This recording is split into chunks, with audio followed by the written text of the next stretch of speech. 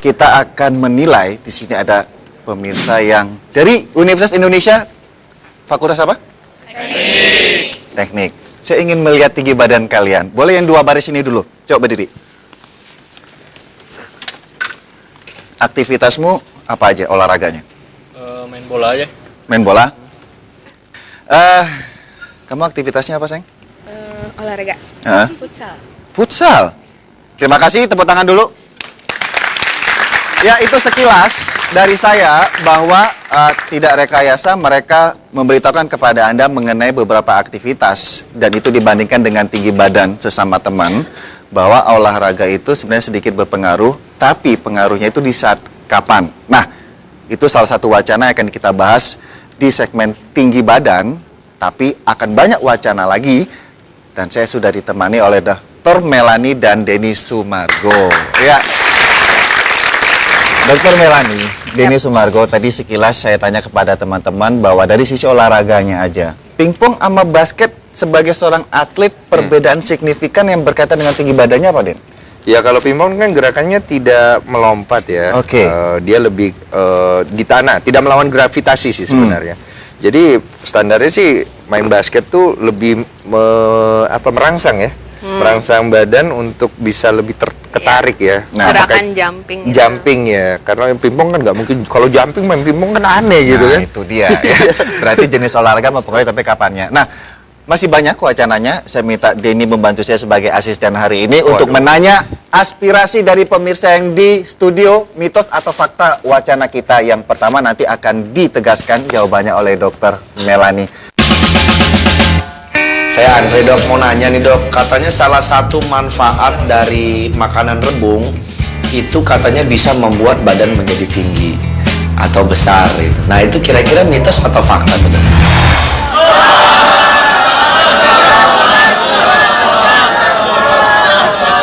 Kebanyakan mitos, silakan Den. Tadi bilangnya apa? Mitos. Alasannya? Karena mungkin kalau rebung itu tidak mengandung kalsium. Buktinya panda aja itu makan bambu tiap hari tapi nggak tinggi ke atas tapi tingginya ke samping. Mukanya sains. Silakan bagaimana, Dok? Jawaban dari pernyataan tadi adalah mitos. Dr. Melanie bisa dibantu penjelasannya? Tergantung umurnya sih. Yang kalau dia dikonsumsinya memang pada masa dia lagi pertumbuhan, ya itu kan bisa membantu. Jadi memang ada zat-zat yang bisa membantu kan, kayak kalsium, vitamin D, zinc, yang seperti itu. Jadi ya carilah bahan-bahan makanan yang seperti itu untuk diberikan kepada anak Anda pada saat usia pertumbuhannya. Masa pertumbuhan itu lagi optimal. Tadi ya, dibilang bahwa wanita di usia berapa, pria di usia berapa. Betul. Ya. Jadi ya rebung untuk tinggi badan kalau dikonsumsi seusia saya, seusia Denny ya, yaitu wassalam. Ya. Oke, kita masuk ke pernyataan kedua. Halo Dr. Rian, ini saya Mike West. Saya ada pertanyaan.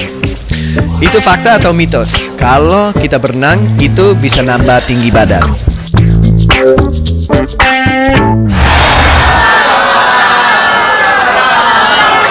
Tadi cowok, sekarang cewek ya? Iya.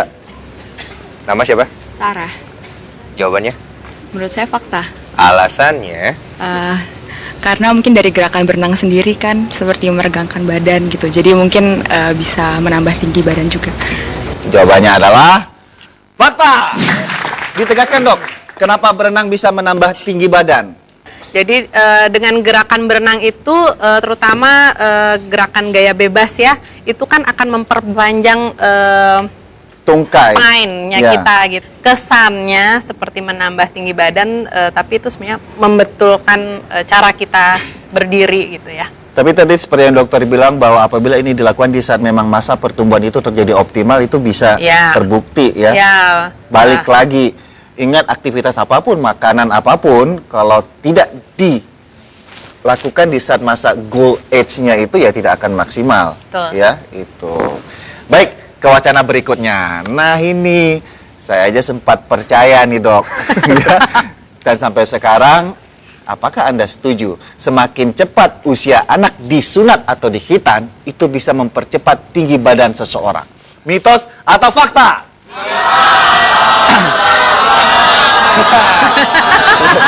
Nih Ini asik nih dok. Cocoknya laki-laki kali ya. Fakta atau mitos? Ini Dia tarik napas loh. fakta Fakta. kayaknya. Jawabannya adalah mitos. Mitos itu ternyata. Mitos. Silakan dok, penjelasannya. Enggak lah, nggak ada hubungannya. Nggak ada hubungannya. iya. Kalau kita analisa, mungkin zaman 10 atau 15 tahun yang lalu, anak-anak baik pria maupun wanita itu puber masih belasan ya. 12, 13, pas kebetulan itu memang sunat atau khitan dilakukan di usia tersebut. Jadi terlihat abis sunat kok anak saya gampang banget tumbuhnya ya. Untuk laki-laki terutama. Tadi kan dokter bilang bahwa saat puber adalah awal optimal dari tinggi badan. Mungkin di saat pas lihatnya aja, tindakan sunatnya itu enggak ya. Iya. Kita masuk ke wacana berikutnya. Halo Dokter Rian, saya punya pertanyaan. Mitos atau fakta? Dengan sering melakukan pull up, apakah benar bisa menambah tinggi badan?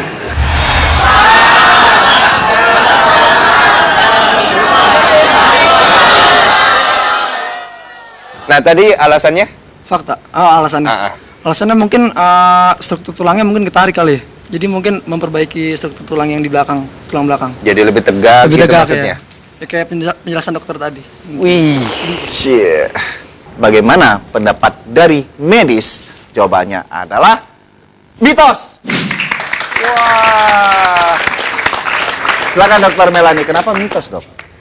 Ya kembali lagi tinggi badannya sebenarnya udah tercapai, tinggal kita memperbaiki posturnya dia. Kadang-kadang nih yang udah bagus-bagus dikasih tinggi tapi malu jadinya bongkok gitu kemana-mana gitu. Nah jadinya itu sebenarnya untuk memperbaiki dia punya postur untuk berdiri lebih lebih tegak, duduk lebih tegak seperti itu Pak. Jadi membiasakan dirinya gitu. Itu. Baik.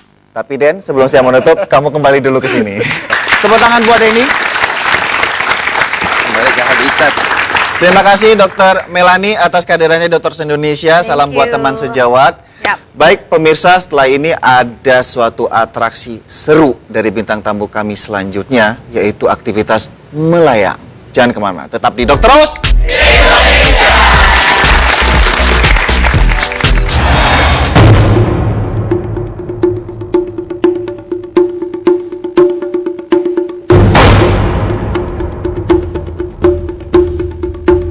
Waspadalah, kebiasaan mengorok Anda bisa berakibat kematian. Ini apa yang terjadi? Saluran nafasnya tersumbat.